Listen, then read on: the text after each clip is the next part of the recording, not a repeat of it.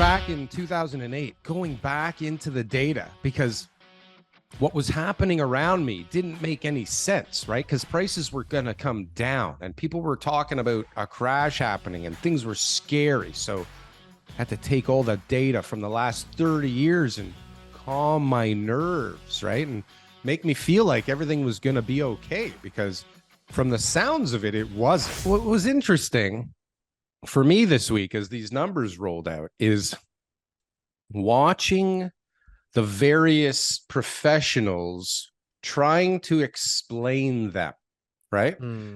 And seeing how they take the data into their own kind of way of thinking or way of looking at things or way of manipulating the outcome, let's say, Yes. maybe, TK. To get everyone marching to the beat of their drum, right? Well, whatever drum they're drumming, right? Prices are going up.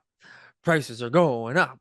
It's seasonality. Go boom, down. boom, boom. It's never going to go down. Yeah, everything's going to be fine. So I remember back in 2008, going back into the data, because what was happening around me didn't make any sense, right? Because prices were going to come down and people were talking about a crash happening and things were scary. So I had to take all the data from the last 30 years and calm my nerves, right? And make me feel like everything was going to be okay, because from the sounds of it, it wasn't, right? From the sounds of it and doing my math and knowing what was really going on, I was like, I'm fucking done, the spreadsheets bro. were like, this is bad. I need to go manipulate some data to make myself feel better. And guess what happened after the end of that, TK? I actually felt kind of better.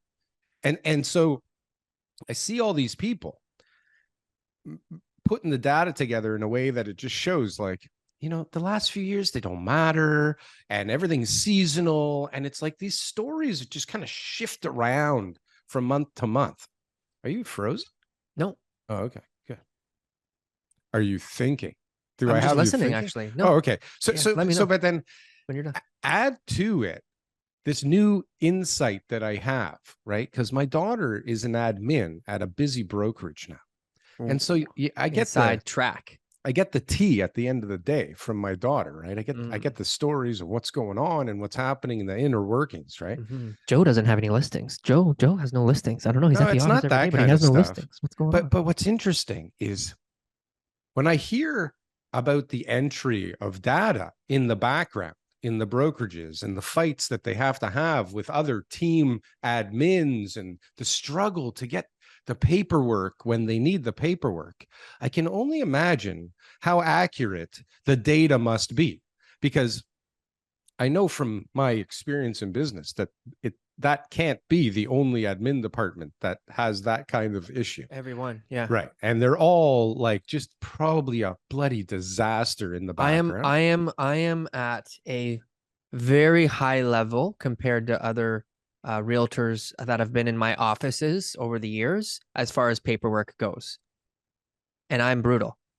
You know, like there's all sorts of times where I'm like, you know, like I gotta, you know, send in that extra form, or I only sent in these ones, but now I got to get there.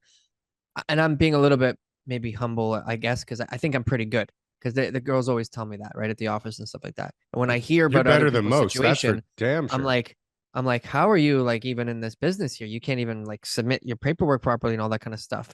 But I feel like there are people who would be a level above me for sure. But anyways, I do pretty good. But the main thing is the what you're saying is in every office, and it's been like that forever.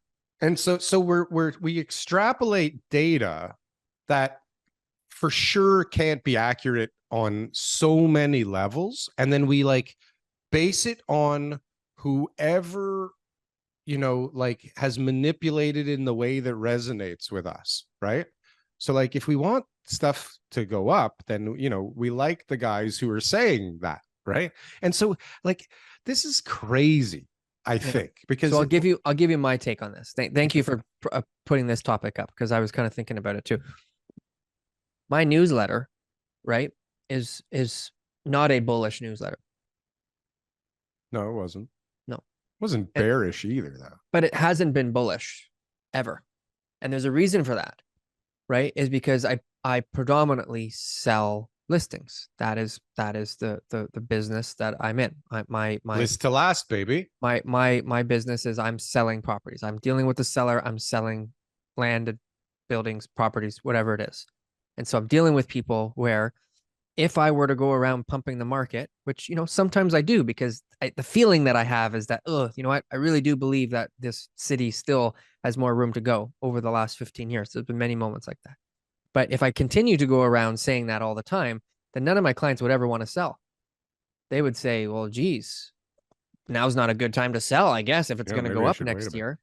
The truth is, I know, and everybody else knows, that nobody knows. That is very clear. Okay. That is very clear based on all the predictions I've ever heard ever. Nobody actually knows. So it's always about the client's individual. You're ready to retire. You're about to cash out, and you think that you can get an extra $25,000 for your home.